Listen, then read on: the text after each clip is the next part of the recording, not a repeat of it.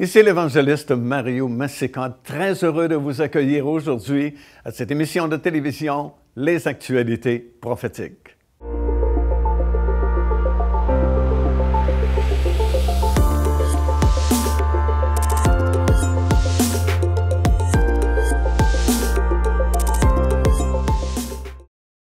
Le fait que Jésus apparaît au milieu des 7 chandeliers d'or confirme aussi la parole que lui-même avait donnée, c'est dans l'Évangile de Jean, dans le 4e chapitre et au verset 22, alors qu'il nous a dit que le salut venait des Juifs.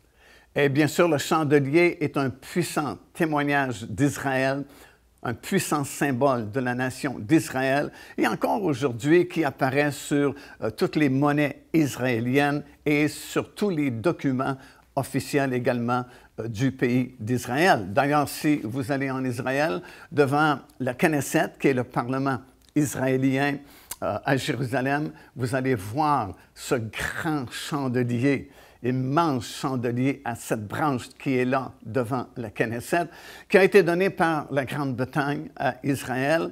Et puis, sur cet énorme chandelier, vous avez la description qui est gravée sur le chandelier de toute l'histoire d'Israël, vraiment, depuis l'appel que Dieu avait donné à Abraham. Alors, c'est vraiment un grand symbole de ces 7 chandeliers-là qui représentent l'Église, mais en même temps, le salut vient des Juifs et c'est à cause d'eux que nous avons la Bible aujourd'hui.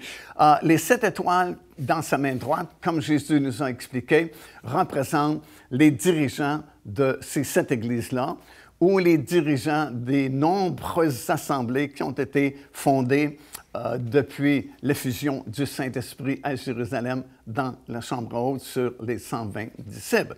Le Seigneur Jésus-Christ a donné, comme nous le lisons dans Éphésiens, le 4e chapitre, des dons à l'Église. Et ces dons-là, ce sont des ministères comme apôtres, prophètes, évangélistes, pasteurs et enseignants de la parole de Dieu. Et ils sont dans la main droite du Seigneur. Et vous savez, dans la Bible, c'est intéressant parce que le côté droit représente toujours le côté de la puissance de Dieu, la force de Dieu. Par exemple, dans le psaume ici 118, ça dit ceci: « La droite de l'Éternel est élevée, la droite de l'Éternel manifeste sa puissance. » Également, dans Matthieu, le chapitre 26, nous lisons ceci: « Jésus est assis à la droite du Père dans les lieux célestes. » Dans le livre des Actes des Apôtres, dans le 3e chapitre et au verset 7, ça dit ceci: « Pierre et Jean sont montés au temple après la réception du Saint-Esprit dans la chambre haute. Et il y avait cet homme important qui était là et qui demandait des aumônes à tous ceux qui se présentaient au temple. Mais lorsqu'il a demandé de l'argent à Pierre et Jean qui montaient au temple au temps de la prière, Pierre a dit: « De l'or et de l'argent, je n'en ai pas, mais au nom du Seigneur Jésus-Christ, je te donne ce que j'ai reçu, lève-toi et marche. » Et il l'a pris par la main droite. Donc, la droite représente toujours la force, la puissance de Dieu. Également, dans Luc, chapitre 1er et le verset 11, l'archange Gabriel était apparu au père de Jean-Baptiste à la droite de l'autel. Après même sa résurrection, dans l'Évangile de Jean, chapitre 21 et au verset 6, le Seigneur Jésus-Christ a dit à ses disciples de jeter le filet du côté droit de la barque pour cette pêche, la 2e pêche miraculeuse, si vous voulez, alors que Jésus était déjà ressuscité.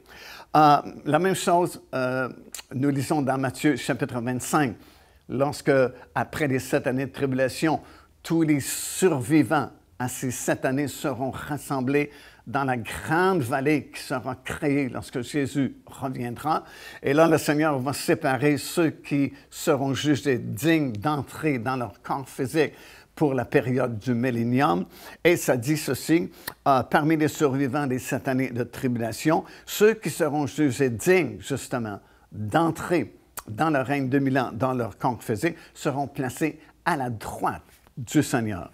Alors, encore une fois, c'est facile à comprendre par la parole du Seigneur que la droite, c'est toujours la puissance de Dieu. Et nous constatons que les ministères que Dieu a donnés à son Église, pasteurs, apôtres, évangélistes et ainsi de suite, sont protégés parce qu'ils sont dans la main droite du Seigneur. Ils sont dirigés par le Seigneur, protégés par lui, et le Seigneur en prend soin personnellement parce qu'ils sont dans sa main droite, tels qu'ils sont représentés ici dans la vision que Jean a eue.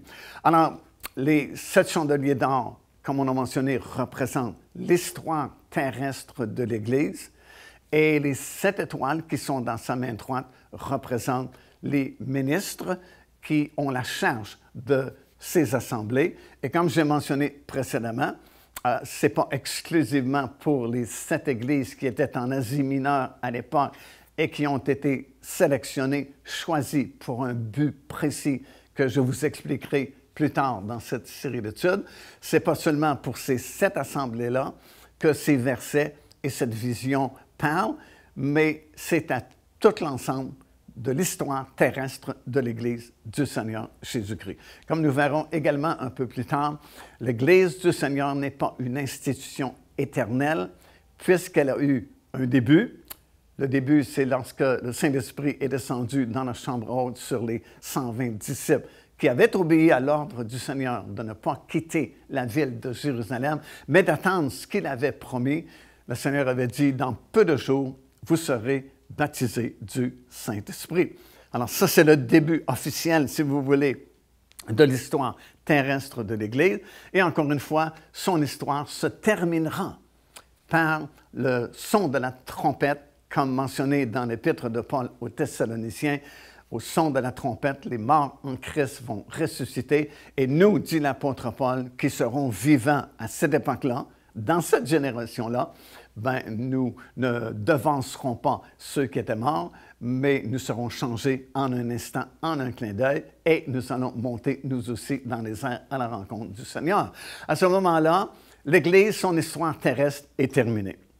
Son pèlerinage est terminé, sa mission a été accomplie, et on va penser à d'autres choses, comme nous verrons également un peu plus tard, parce que là, ce sont les 7 années de tribulation qui débuteront, les jugements de Dieu débuteront, et puis c'est une autre chose, c'est une autre affaire, et c'est une autre révélation que nous étudierons plus tard dans cette série d'enseignements.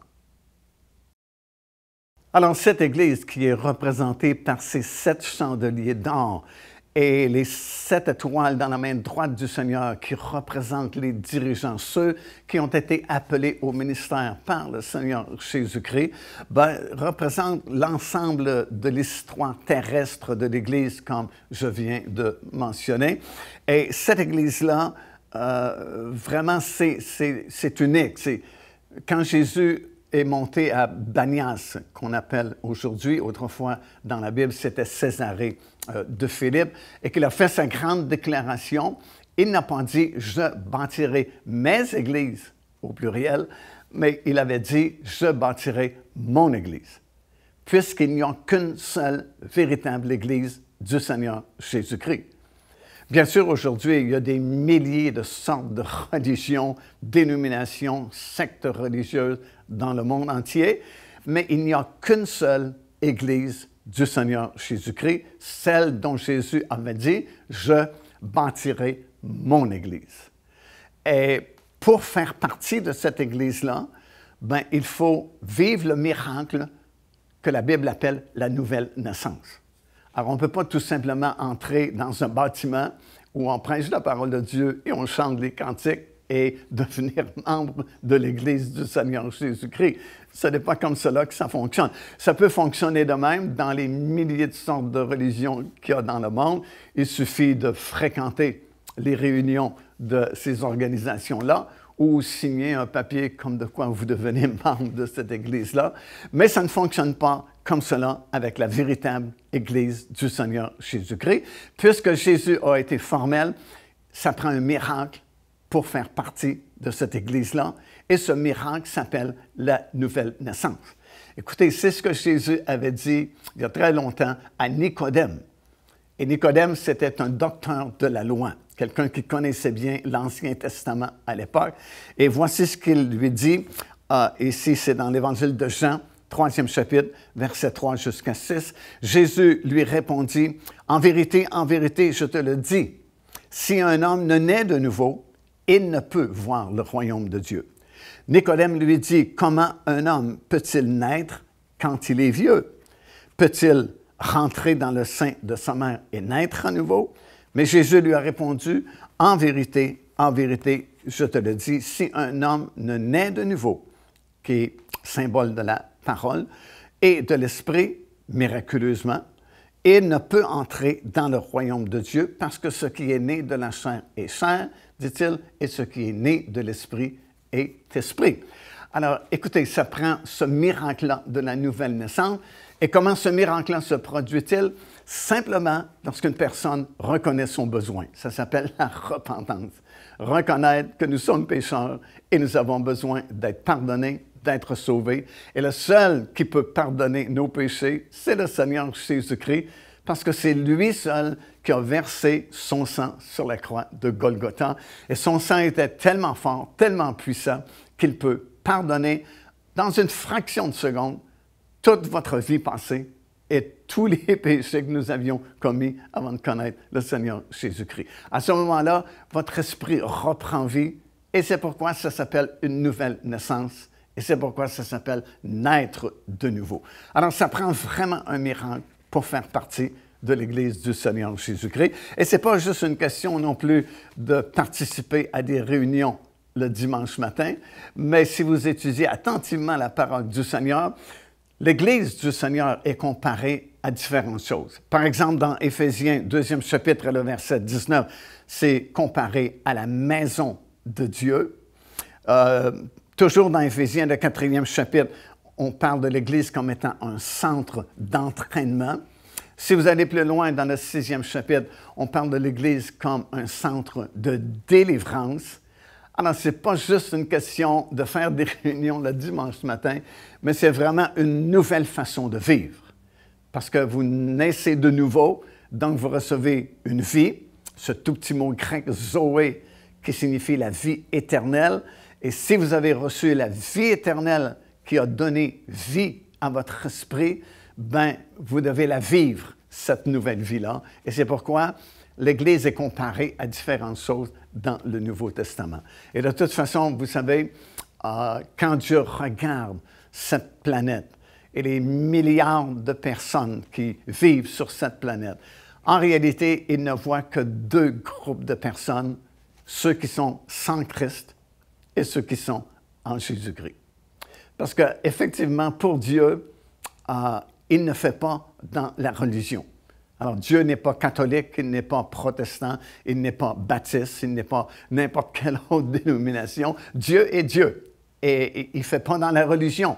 Et quand vous acceptez le Seigneur, ce n'est pas une nouvelle religion que vous acceptez, c'est une personne, le Seigneur Jésus-Christ. Alors, c'est pourquoi je vous dis, il n'y a aux yeux de Dieu, dans le domaine spirituel, que deux groupes de personnes, ceux qui sont sans Christ et ceux qui sont en Jésus-Christ. Et de sans Christ, pour passer plutôt de sans Christ à en Jésus-Christ, ça prend ce miracle de la nouvelle naissance et ça vient automatiquement si vous vous repentez. Alors, comme nous avons mentionné, l'Église du Seigneur Jésus-Christ est unique. Jésus a dit, « Je bâtirai mon Église ». Et pour en faire partie, encore une fois, il faut vivre ce miracle-là de la nouvelle naissance. Et si vous vivez ce miracle-là, vous faites partie de l'Église du Seigneur Jésus-Christ, qui, comme je l'ai mentionné, ne sera pas éternelle. L'Église n'est pas éternelle parce qu'elle a eu un commencement et elle aura une fin. Et à partir du 4e chapitre du livre de l'Apocalypse, vous voyez ces 24 anciens qui représentent ceux qui auront été enlevés à la fin de l'histoire terrestre de l'Église. Ils sont déjà au ciel, ils sont déjà assis, ça veut dire qu'ils sont en repos, leurs travaux sont terminés et maintenant ils sont dans la gloire avec le Seigneur. Et à partir de ce moment-là, débuteront les jugements de Dieu qui vont durer durant une bonne partie des 7 années de tribulation sous la forme des 7 premiers sceaux qui seront brisés, suivi de la séquence des 7 trompettes de jugement qui se suivront, et finalement la conclusion vers la fin des 7 années de tribulation, le jugement des 7 dernières coupes de Dieu, qui sont les plus forts, les plus intenses de tous les jugements de Dieu. Et tout au long de ces 7 années de tribulation, du moins à partir du premier jugement, lorsque le premier sceau sera brisé, le mot « Église » n'apparaît pas. Pourquoi? Parce que déjà, l'Église aura été enlevée au ciel dans la présence de Dieu. Et vous n'avez aucun commentaire de l'Église, aucune parole des enfants de Dieu durant les 7 années de tribulation, parce qu'ils ne seront tout simplement plus là. Si l'Église devait traverser les 7 années de tribulation, bien, vous verrez des versets dans la parole du Seigneur où l'Église est intervenue. Parce que il y a tellement de choses qui vont se produire durant ces années de tribulation que l'Église ne pourrait pas demeurer muette. Elle ne pourrait pas garder le silence. Par exemple, lorsque l'Antéchrist va devenir le gouvernement mondial, si l'Église était là, c'est certain que des prédicateurs qui se lèveraient et dénonceraient que cet homme est un imposteur, c'est un faux Christ, et ainsi de suite. Mais il n'y a aucune mention de l'Église durant tout le long de ces jugements jusqu'au retour du Seigneur Jésus-Christ. Et la raison est vraiment simple, c'est que l'Église n'est plus là. Sa mission aura été accomplie. Sa mission, c'était premièrement d'évangéliser le monde. Les dernières paroles du Seigneur Jésus-Christ à ses disciples, « Allez par le monde entier et prêchez la bonne nouvelle. Ceux qui croiront et qui seront baptisés seront sauvés, et ceux qui ne croiront pas, ben, resteront condamné. » Alors, c'est simple avec le Seigneur. Tu crois au Seigneur Jésus-Christ, tu es pardonné et tu es sauvé. Ça, c'est la mission de l'Église. Et la preuve que l'Église ne pourra pas être là durant les jugements de Dieu, c'est que Dieu va se servir des anges pour prêcher l'Évangile, alors que c'était la mission de l'Église d'évangéliser le monde. Alors, on lit dans le livre de l'Apocalypse que Dieu va envoyer tout particulièrement un ange qui va annoncer l'Évangile éternel, la bonne nouvelle du royaume de Dieu. Alors, si l'Église devait traverser les 7 années de tribulation, aucun ange ne pourrait prêcher l'Évangile parce que c'est la première mission, c'était la première mission de l'Église. Deuxièmement, elle devait être la lumière du monde et le sel de la terre.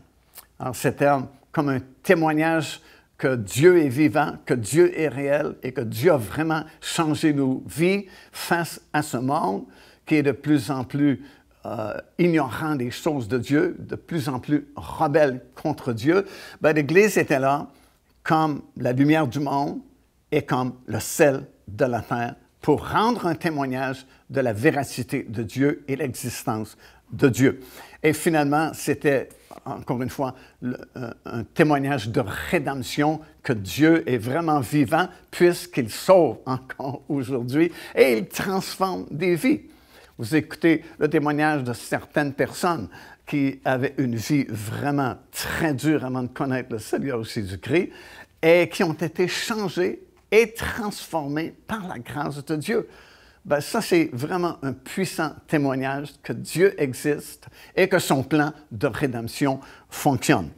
Mais lorsque cette trompette aura sonné, bien, l'Église est disparue, du moins ceux qui s'étaient préparés sont rendus au ciel avec le Seigneur Jésus-Christ. Et ceux qui manqueront l'enlèvement de l'Église, parce que c'est clair, ça aussi dans la parole de Dieu, dans Matthieu chapitre 25, la parabole des 10 vierges. Cette parabole ne peut pas s'appliquer à Israël ni au monde, s'applique à l'Église. Bien là, c'est clair, c'est évident que ce ne sont pas les 10 vierges qui représentent l'ensemble de l'Église qui seront enlevées, mais uniquement celles qui avaient de l'huile encore dans leur lampe. Il y a plusieurs autres versets dans la parole de Dieu, comme dans Luc chapitre 21.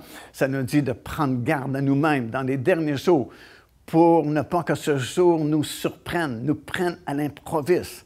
Mais Jésus ajoute, veillez et priez afin d'avoir la force d'échapper à toutes ces choses qui viendront sur le monde. Alors encore une fois, lorsque l'Église sera enlevée, les jugements débuteront Et puis, ce sera à ce moment-là très difficile pour ceux qui auront manqué l'enlèvement, parce que la plupart devront donner leur vie en martyr à cause de l'opposition qui sera très forte à ce moment-là. Mais réjouissons-nous, parce que tout ce que le Seigneur demande, c'est que nous restions fidèles jusqu'à la fin et nous ferons partie de ce glorieux moment. Alors, nous concluons aujourd'hui cette deuxième partie de ce grand enseignement qui s'appelle la préparation de la reine en vue du règne éternel. Et nous avons parlé principalement de l'étonnante vision des 7 chandeliers d'or et des 5 étoiles dans la main droite du Seigneur. Et nous avons réalisé aussi que le Seigneur Jésus-Christ, par sa résurrection, est entré dans son ministère de souverain sacrificateur pour son Église. Et nous allons aborder bientôt la troisième partie de cet enseignement qui va s'intituler « La fiancée aux 7 visages ». Et ce que nous allons faire, c'est que nous allons étudier ensemble le deuxième et le troisième chapitre du livre de l'Apocalypse, où on a beaucoup d'informations sur l'ensemble de l'histoire terrestre de l'Église. Comme j'ai mentionné précédemment, l'Église n'est pas une institution éternelle, puisqu'elle a eu un commencement et elle aura une fin. Le commencement s'est fait dans la chambre haute, comme j'ai déjà dit, et sa fin, ça arrivera par le son de la trompette, alors que ceux qui sont en Jésus-Christ disparaîtront littéralement de cette planète, et il n'y aura plus d'Église du Seigneur Jésus-Christ sur la terre. Bien sûr, les religions du monde continueront jusqu'à la fin, jusqu'au retour du Seigneur Jésus-Christ sur la terre avec tous ses rachetés, mais la véritable Église du Seigneur Jésus-Christ ne sera plus ici parce que son pèlerinage sera terminé. Alors, ce que nous allons faire dans cette troisième partie de cette étude, c'est que nous allons examiner tous les détails, toutes les informations qui nous sont données dans le deuxième et le troisième chapitre du livre de l'Apocalypse, qui représentent encore une fois l'ensemble de l'histoire de l'Église sur cette terre. Le deuxième et le troisième chapitre du livre de l'Apocalypse nous présentent l'histoire terrestre de l'Église, depuis sa fondation jusqu'à sa fin, sous la forme de 7 églises ou 7 assemblées qui existaient vraiment à l'époque de Jean dans la région de ce qu'on appelait à l'époque l'Asie mineure. Aujourd'hui, on appelle cette région-là la Turquie. Et il y a plusieurs années, nous avons filmé justement partout dans ces 7 églises-là, dans tout le territoire des 7 églises, une série que nous avions faite à l'époque qui s'appelait Patmos, Révélation finale de Jésus-Christ. Et nous nous sommes rendus à Éphèse, à Smyrne, à Pergame et ainsi de suite, et nous avons filmé sur les lieux. Alors, c'est vraiment des lieux qui existaient réellement à l'époque de Jean. Et il y avait vraiment ces églises-là qui avaient été fondées, la plupart d'entre elles par l'apôtre Paul, et qui représentaient l'ensemble de l'histoire de l'Église sous la forme de 7 époques. On va le voir dans cette série-là que nous allons faire et enregistrer, qui consiste en la troisième partie de cette série d'enseignements. Et ces 7 églises-là représentent en fait les 7 grandes époques qui devaient marquer l'histoire terrestre de l'Église. Alors, c'est vraiment intéressant parce que nous avons le privilège de vivre à la fin de l'histoire terrestre de l'Église. Alors, nous pouvons regarder derrière nous, dans les années passées, et constater la véracité de l'enseignement que nous avons dans ces 2 chapitres-là. Alors, ça va être vraiment très intéressant. Et les églises que nous allons étudier et qui sont révélées dans ces 2 chapitres-là sont évidemment, premièrement, l'Église d'Éphèse. La deuxième, c'est Smyrne. La troisième, c'est l'Église de Pergame. La quatrième, c'est celle de Thyatire. Ensuite, c'est celle de Sardes et celle de Philadelphie. Et finalement, l'Église de Laodicée. Cette Église qui marque 7 grandes époques de l'histoire terrestre de l'Église. Il est à noter que parmi ces 7 assemblées mentionnées dans ces 2 chapitres-là, il y en a seulement 2 qui ne reçoivent pas de reproches. Toutes les autres églises reçoivent des reproches de la part du Seigneur. Et ça va être intéressant d'étudier et de remarquer tous les détails et toutes les informations qui nous sont communiquées dans ces deux chapitres-là, parce que c'est l'histoire de l'Église. Alors, ça devrait nous intéresser et surtout nous servir de modèle, nous servir d'exemple, pour ne pas qu'à la fin, nous négligions notre marche avec le Seigneur Jésus-Christ. Alors, c'est cette Église-là, comme vous pouvez le voir sur le tableau. Éphèse représente le début. Smyrne représente l'époque des persécutions. Pergame parle du mariage de l'Église avec l'État.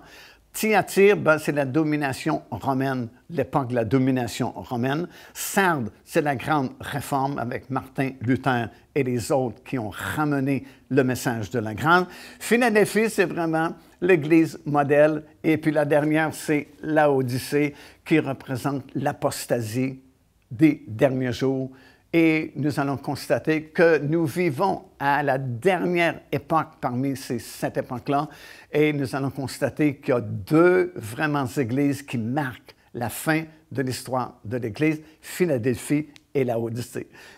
Philadelphie représente l'Église modèle qui sera enlevée et Laodicée, comme je l'ai mentionné, représente l'apostasie que nous vivons aussi également de nos jours. Alors, comme nous avons vu aujourd'hui, le Seigneur Jésus-Christ, par sa résurrection, il est entré dans son ministère de souverain sacrificateur pour son Église.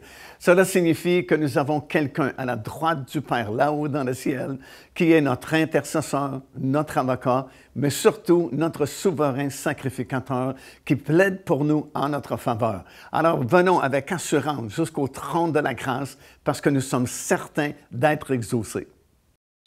Joignez-vous à nous afin de célébrer le Seigneur et entendre le message de la parole de Dieu par l'évangéliste Mario Massicotte. Venez recevoir ce que Dieu a préparé pour vous. Visitez notre site web www.paindevie.org afin de connaître notre itinéraire. Nous serions très heureux de vous rencontrer et de vivre des moments forts avec le Seigneur.